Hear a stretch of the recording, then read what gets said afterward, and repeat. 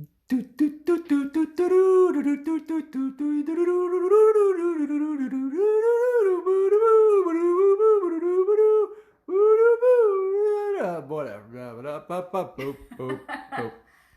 everybody, it's Saturday, it's May 16th, I believe, yes, and it's our Baking 106 already, baking show today. How is everybody? Everyone doing good today, I hope? Hi Chris, holding the camera for me today, thank you. Today we're going to be making apricot bars, which is a recipe that I got from the Pioneer woman, Reed Drummond.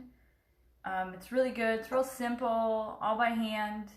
And the nice thing about this recipe is if you don't like apricot jam, you can use any kind of jam you like.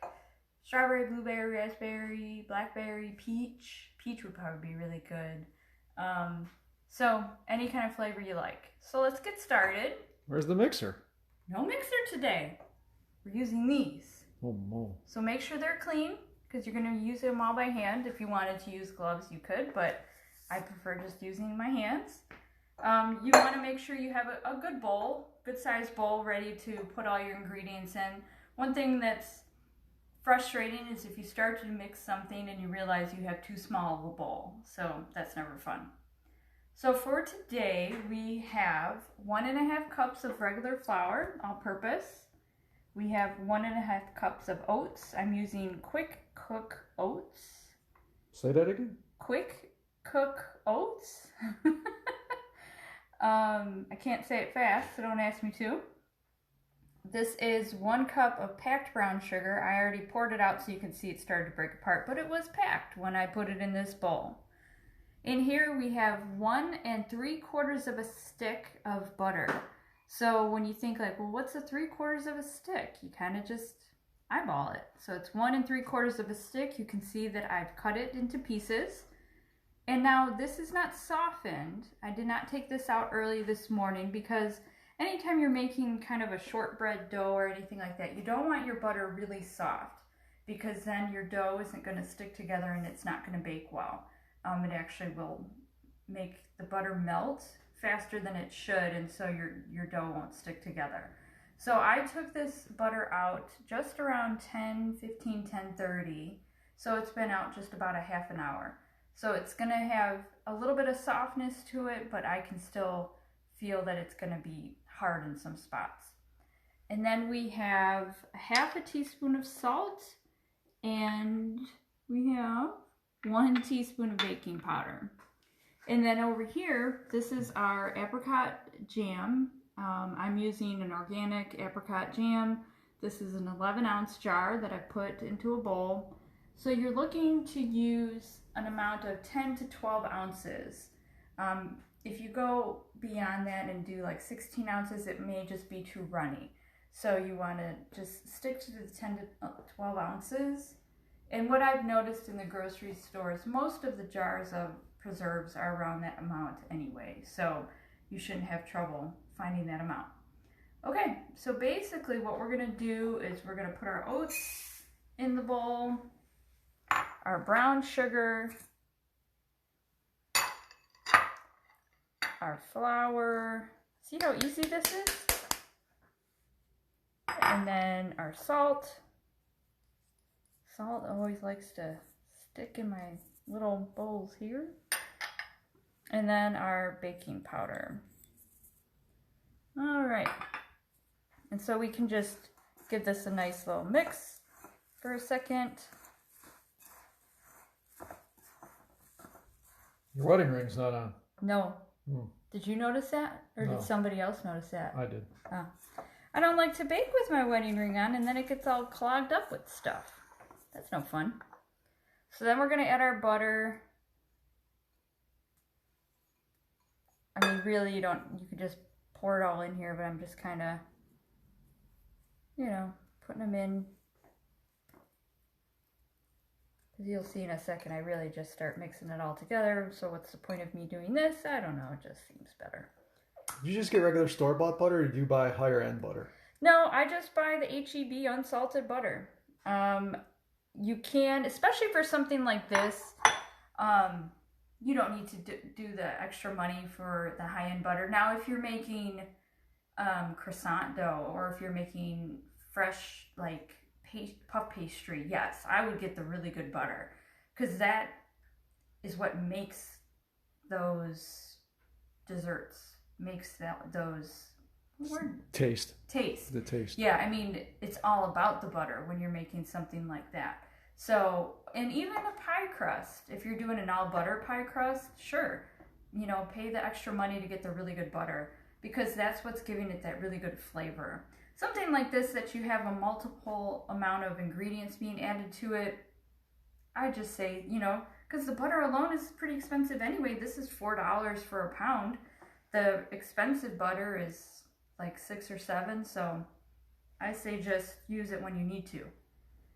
So now what we're going to do is just kind of mix, and you'll see I just kind of take a chunk in my hand, and I'm just kind of smushing it around, because what we're trying to do is break up that butter into the flour and oat mixture. And you just kind of, smush it. My professional term, smush it around. Smush. You could use a pastry blender, but I prefer not to. You'll see it comes together relatively quickly. And what's good is that the butter isn't solid as a rock, like I didn't just take it out. So it starts to break apart pretty easily. You can even start to just break the pieces apart on, individually. And you're just mixing it up. What do you want it to look like at the finished product there? Well, it's going to look pretty crumbly, but it's going to have like a good consistency, so that when you put it together, it will all stay. Like right now, you see there's still too much flour and sugar and oats that are very non-incorporated. I'm going to put both hands in there. So I know this is exciting TV viewing for everybody, and you can see as it's coming together, like you see that there's a different consistency already. Can you see that, Chris? I can, but I'm here. I don't know if they can. Viewers, can you see that there's become a different consistency in here? Kind of break that. See, we don't want giant chunks, so if you have really big chunks still in there, break those apart.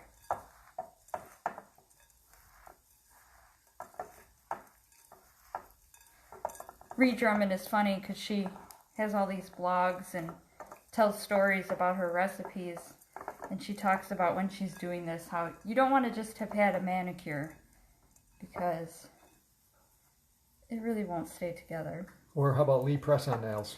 Yes, you probably don't want Lee press-on nails while you're doing this. You might end up with one in a bite.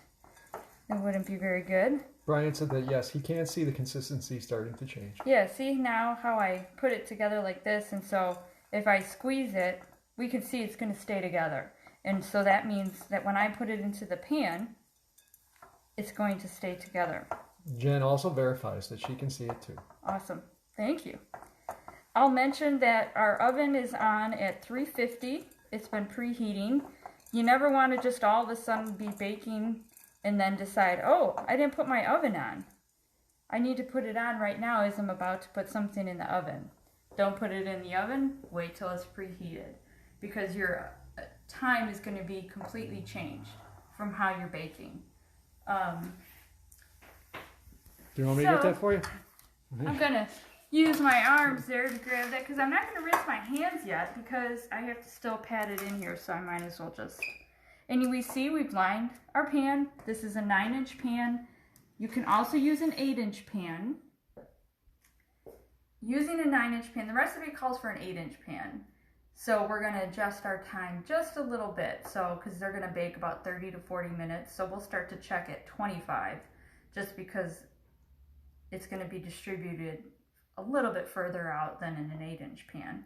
It's not that big of a difference, but, and we see that I've lined it with parchment, and I use my clips to keep the parchment onto the pan because it makes it easier as we're going to do this first step. So what we're doing is we're going to put half of this mixture in, and really, while it's in your bowl, you can just kind of eyeball what's half, and if it's a little bit more, I think that's good too, because I kind of like having a little less in the topping than I like having in the bottom. Okay, and so what I do before I start patting it down is so that I feel that I'm getting, see, and I'm still even getting some chunks, so I'm going to mix those. I like to spread it out before I pat it down, because then I can give a good idea if it's even. Because if I just started patting it down in one corner before I knew I had, you know, it all distributed, then you may end up with one big large corner, and then you're not going to have enough, and you start having to mess with it.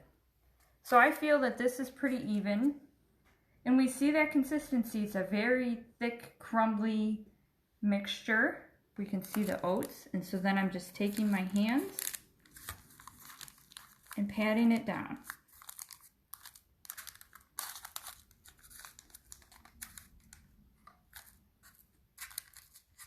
Sometimes it sticks to your fingers because of the butter. That's okay. Sorry. Trying not to say that's okay.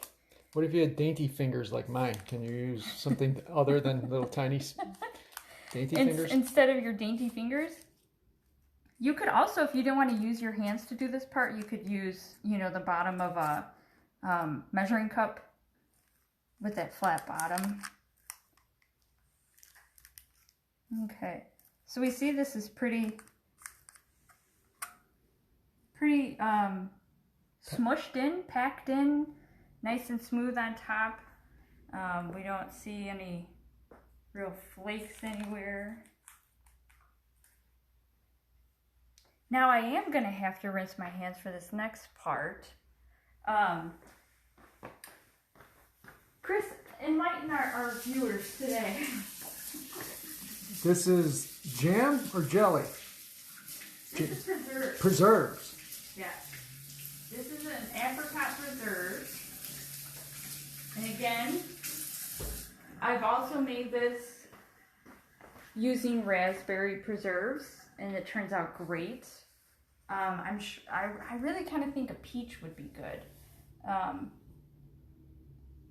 But whatever you like. That's what's nice about it, is that, you know, especially for your kids, because right now I'm sure everyone's getting sick of the same things over and over again. And so this is a nice thing. You can make different ones. I'm trying to think. You may even be able to, if you got like a apple pie filling, let's say, you could even do that. You wouldn't want to use the whole can of apple pie filling because there's a ton of it. But you could do like a small layer of that. Because you're baking it at a good amount of time to get that dough to be baked thoroughly. So I think that apple filling would turn out good too. So that's also an idea. And especially with this mix, it's a very basic mix. There isn't like an overpowering flavor. It's just a nice oat mix. You could maybe sprinkle a little cinnamon in there if you were doing an apple. That would be really good. 2 questions. What's the difference between preserves and jam? Sorry, Brian. We'll answer that in part 2. Well, jam, from what I understand, and I'm not a jam or preserve maker, but jam is usually something that doesn't have seeds or bits or pieces of the fruit in it. I think it's usually cooked down and then strained so that it's like a clear, not clear, but you know, like there aren't any pieces in it. Whereas preserved is something that's broken down, and so you can see that there would be bits of apricot in here. Like you can see, I don't know if you can see that, like there's bits of apricot in preserves. Was there another question? If you were using a glass pie plate to make this, would it change the baking time? Yes. Anytime that you're using glass, it will always change your baking time. And usually it's going to lessen your baking time. Sorry. So you want to start checking sooner than later. So now I'm just kind of taking my spatula and spreading it out. I'm trying not to go, too hard because I don't want to disturb my bottom layer of dough. So you just kind of gently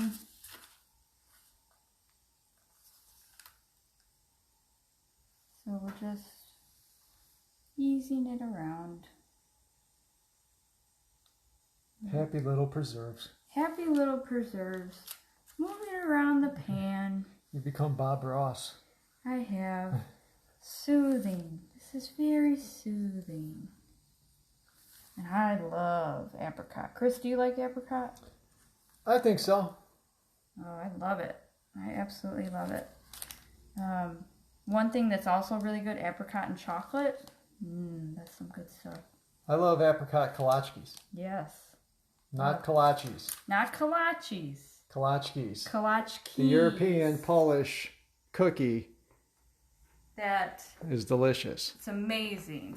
A lot better than people will kolaches. Say, why don't you make those? Maybe I will one of these days. My grandma used to make them all the time when I was a kid, and man, they're good. I believe it's a cream cheese dough. I agree. It is. And man, they're just good.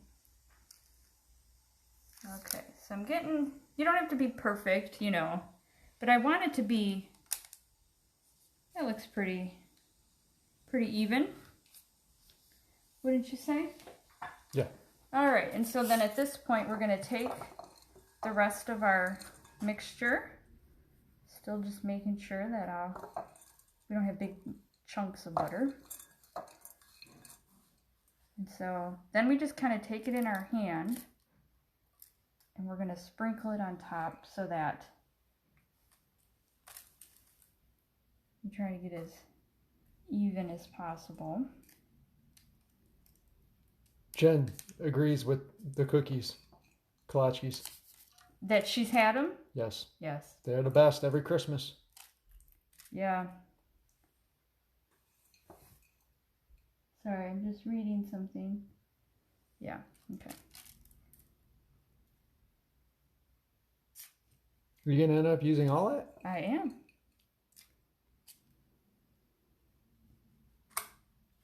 Because this isn't just like a streusel topping where you would just, intermittently put it on. It's like a layered bar. It's got a full layer on the bottom and a pretty full layer on the top.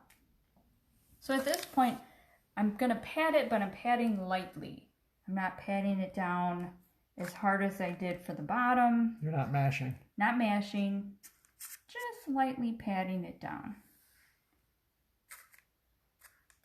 See, because we don't want it to be all crumbly then when it's done, because you want to be able to slice nice pieces out of this, not have it be like a mound of, like a crumble or like a Brown Betty or, one of those that you would actually put it into a bowl. These will turn out to be, well, and they should, where we can slice them and they're going to be actual bars.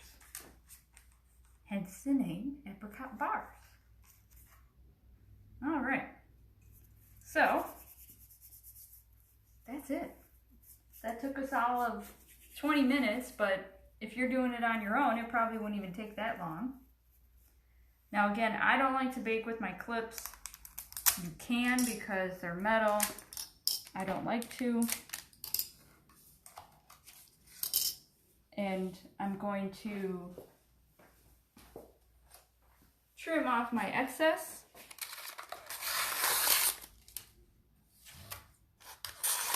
And why I do this, again, this is just me. I don't want it to burn. It shouldn't, but if it was maybe accidentally sitting on one of the grates in the oven, it will start to burn. Parchment paper burns at a certain temperature. Yes. Yeah. And so I feel more comfortable cutting it so that it's just to the edge. I still have enough that when it's cooled, I can lift it out of the pan, but I just don't like that overhang. I don't think it's good. So now this is going to go in the oven again for 30 to 40 minutes. What we're looking for is for it to be a light golden brown.